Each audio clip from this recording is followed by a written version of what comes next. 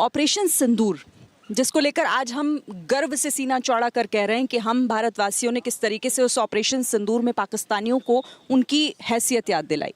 पर देश में इसे लेकर कुछ ऐसी आवाज़ें भी हैं जो इस पर भी प्रश्न उठा रही हैं। तो प्रश्न तो सब जगह उठेंगे।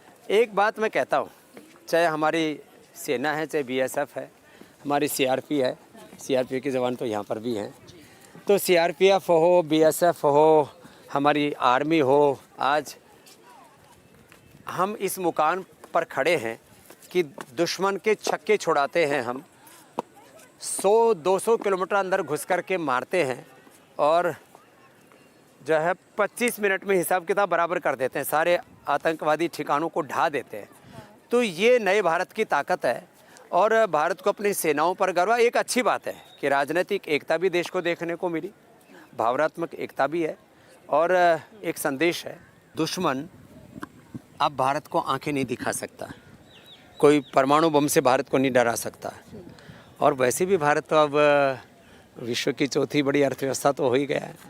जर्मनी थोड़ा सा आगे, चाइना थोड़ा सा और ज़्यादा आगे, अमेरिका पूरी दुनिया को लीड कर रहा है, अभी इकोनॉमिकली भी लीड कर रहा है, पॉलिटिकली, और बाकी उस देश ने ताकत बड़ी अर्जित की है पिछले 100 सालों में। भारत 25 सालों में वो ताकत अर्जित कर लेगा कि हम जर्मनी को, चाइना को, अमेरिका को पीछे छोड़ करके, पछाड़ करके, जो मैं कह रहा था ना, एक स्वस्थ, समृद्ध, समर्थ, संगठित भारत, वो हम बना पाएंगे। तो ऑपरेशन सिंदूर इस बात की गवाही है, इस बात का साक्ष्य है कि हम दुश्मन को उसके घर में घुस करके उसको तबाह कर सकते हैं। इसमें कोई दो राय और कोई शक नहीं है किसी भी भारतवासी को। लेकिन एक सवाल मेरा यहाँ पर ये कि इस दौरान कई लोगों की उम्मीदें पीओके को लेकर जगी थी। हालांकि सरकार इस पर अपना रख चुकी है कि अब हमारा जो अगला टारगेट है वो पीओके ही है। लेकिन आपको लगता है कि जो सीज फायर हुआ उस पर भी कई सवाल उठे, इस बारे में आप क्या सोचते हैं? सीज फायर होना चाहिए था या इस बार पीओके लेकर ही लौटना? दरअसल क्या, देखो, भावनात्मक प्रश्न अलग होते हैं, लेकिन जिस प्रकार से देश के प्रधानमंत्री नरेंद्र मोदी जी ने, देश के गृह मंत्री अमित शाह जी ने, रक्षा मंत्री राजनाथ जी ने मोर्चा संभाला है और सारा देश का पक्ष प्रतिपक्ष सब एक साथ खड़ा हुआ है, सारे देश के जाति वर्ग समुदाय किसी भी सब प्रकार के भेदभाव को हम भुला करके एकजुट हुए हैं ना, वो एक बहुत बड़ा संदेश तो है। लेकिन युद्ध जो है ना, वो किसी भी देश के लिए अच्छा नहीं होता है। अब कभी अपरिहार्य परिस्थितियों में युद्ध करना पड़ता है। भगवान श्री कृष्ण जी ने कितना कहा, अरे 5 गांव दे दो, लेकिन जब दुर्योधन ये कहता है सुचे ग्रम अपने दास चाना में बिना युद्धे न केसवा, तब युद्ध हुआ ना। तो ऐसे भगवान राम जी को युद्ध थोड़ी ना चाहते थे। तो ये जो युद्ध हैं ये समाधान नहीं हो सकते। तो बात आगे आई, वो छोटा सा देश है, देखो पाकिस्तान को तबाह करना भारत का एक दिन का काम है। भारत के पास इतने मिसाइलें, इतने बम, इतनी रसद है, भारत की इतनी सेना है कि भारत में मिलिट्री, पैरामिलिट्री और सब जो हमने अपने देश में स्काउट एंड गाइड और एनसीसी और सारे जो कैडर हैं सब मिला दिए जाएं तो हम उसकी आबादी पर भारी पड़ जाते हैं। और इसका एक छोटा सा हमने इस बार उदाहरण जो है वो पेश भी कर दिया, तो ट्रेलर भी दे दिया। ये जो सीज फायर हुआ है ये ठीक ही है। हाँ, ये अलग बात है कि मोदी जी ने कहा है और सेना ने भी कहा है ऑपरेशन सिंदूर अभी खत्म नहीं हुआ है। जिन्होंने हमारी माँ बहन बेटियों के सिंदूर छीने थे उनको उनके घर में घुस के मारेंगे और आतंकवादियों को जो शरण देते हैं उनके आकाओं को गोली चलाई तो गोले से जवाब मिलेगा, मिसाइल से जवाब, और ब्रह्मोस से तो इतने डरे हुए हैं, त्राहिमाम मची हुई है। हमने देखा ऑपरेशन सिंदूर और जिस तरीके से उसके बाद स्वामी जी एक ऑपरेशन अंदर भी चल रहा है देश में, देश के गद्दारों को ढूंढने का, और उसमें काफ़ी सफलताएं भी हमें मिली। चौंकाती नहीं है ये बातें? देखो, चौंकाती तो हैं ये सब बातें। हाँ।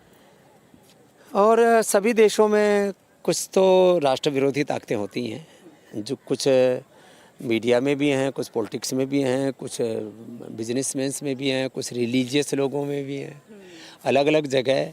कुछ स्लीपर सेल्स होते हैं, कुछ विदेशी एजेंडा पर काम करते हैं, कुछ उनके पेरोल पर काम करते हैं, कुछ भारत के आम लोग भी हैं। पता लगा कि वो पाकिस्तान की एजेंसियों के लिए यहाँ पर गुप्तचर का काम कर रहे थे और उसे लाखों करोड़ का वैभव खड़ा कर लिया, ऐशो आराम, माने छोटी छोटी बातों में फिसल जाते हैं। देखो, लालच नहीं करना चाहिए। योग हमें यही सिखाता है कि आप भूखों मर सकते हैं, कम से कम संसाधनों में गुजारा कर सकते हैं। अब संसाधनों की आप बात करें, भगवान का दिया हुआ हमारे पास क्या नहीं है। आपने मुझे 30 साल पहले भी ऐसे ही देखा था, 30 साल बाद भी ऐसा ही हो। वैभव जो है, समृद्धि जो है, ये विलासिता के लिए नहीं है, सेवा के लिए है। और आदमी की मिनिमम रिक्वायरमेंट कितनी है? 2 वस्त्र तन ढकने के लिए, 2 वक्त का खाना जीने के लिए और 2 गज जमीन आदमी के जीवन के यापन के लिए। अब इससे ज़्यादा जो अतिरिक्त की जो कामना है ना, ये जो इसके अलावा क्या मिल जाएगा? इतनी तो सैलरी मिल रही है, इतना तो जायज़ ज़िंदगी में प्रॉफिट हो रहा है, वेल्थ क्रिएशन हो रही है, और एक्स्ट्रा क्या मिलेगा? ये तो एक्स्ट्रा का चक्कर छोड़ना पड़ेगा। और ये योग से व्यक्ति के अंतर मन में वो भावना जागती है कि उसके भीतर की बेईमानी, उसके भीतर का कदाचार मिट जाता है और सदाचार जग जाता है। ठीक है, चलिए योग पर एक बार फिर से मैं लौटती हूँ। आपने 30 सालों की बात कही, ये तो सब जानना चाहते हैं, ये राज क्या है? मतलब आपको 30 साल पहले वाली अगर आपकी तस्वीर देख लो और या 30 साल बाद वाले स्वामी रामदेव, ना वेट में फ़र्क है, ना बीपी, ना शुगर में, ना भाव चेतना में, ना विचार में, ना संस्कार में, ना ऊर्जा में, कोई फ़र्क नहीं है। और मैं तो सबसे बड़ी बात तो वही है, ये ऊर्जा आपके अंदर इतनी कहाँ से आती है? इसका राज हमें भी तो 50 साल पहले मैंने शिरीन जी योग शुरू किया था। 50 साल और अभी भी देखो, मैं कोई जिम नहीं जाता हूँ, लेकिन बट बाइसेप्स आपने बना रखे हैं। ये सूर्य नमस्कार और भुजंगासन से, और मैं दौड़ लगाता हूँ तो घोड़े को भी पछाड़ देता हूँ। वो हमने तस्वीरें आपकी देखी है, मैंने आपको तो वीडियो वायरल हुआ था वो घोड़े वाला तो देखो, व्यक्ति में ना एक, जैसे हमारे आर्मी में कहते हैं भाई, फोर्सेज में कहते हैं डिसिप्लिन, तो मैं तो कहता हूँ आर्मी जैसा डिसिप्लिन मैं सारे देश में देखना चाहता हूँ। और वो डिसिप्लिन हमारे वैयक्तिक जीवन में, पारिवारिक जीवन में, सामाजिक जीवन में, आर्थिक राजनीतिक जीवन में, मीडिया में, हर प्रोफेशन में जब डिसिप्लिन होगा ना, तो फिर भारत को जो हम सुपर पावर बनाने की बात करते हैं, विश्व गुरु या दुनिया को लीड करने का जो सामर्थ्य भारत में कब आएगा? तो जब एक एक व्यक्ति सेल्फ डिसिप्लिन में रह करके अपने स्वधर्म का, अपने राष्ट्र धर्म का निर्वहन करेगा। कृष्ण जी अर्जुन को उपदेश दे रहे हैं और ये मतलब समझा रहे हैं कि जीवन में आखिर क्या मकसद लेकर अर्जुन आए थे। यहाँ योग गुरु स्वामी रामदेव हमारे साथ हैं, आपके नाम में ही योग गुरु है, तो योग को लेकर आज क्या संदेश पूरी दुनिया का मकसद योग से पूरा होगा। योग से जीवन के सारे रहस्य खुलेंगे। योग से जीवन में उत्पादकता, सृजनात्मकता, रचना, धर्मिता, योग से जीवन में दिव्यता, देवत्व, ऋषित्व, ब्रह्मत्व, तत्वमसि प्रज्ञानम ब्रह्मयमात्मा ब्रह्म शिवोहम, मैं नित्य शुद्ध बुद्ध सच्चिदानंद स्वरूप आत्मा। ये विचार भी आ गया ना, बात पूरी हो गई। मैं शुद्ध आत्मा हूँ, मैं रोगी भोगी आत्मा नहीं, मैं दुखी आत्मा नहीं।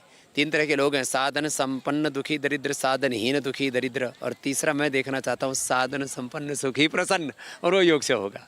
चलिए, बहुत बहुत धन्यवाद स्वामी जी आपका एबीपी न्यूज़ पर हमसे बात कराएं, और केवल एक दिन 21 जून को नहीं, 365 दिन के लिए जीवन में योग को अपनाएं।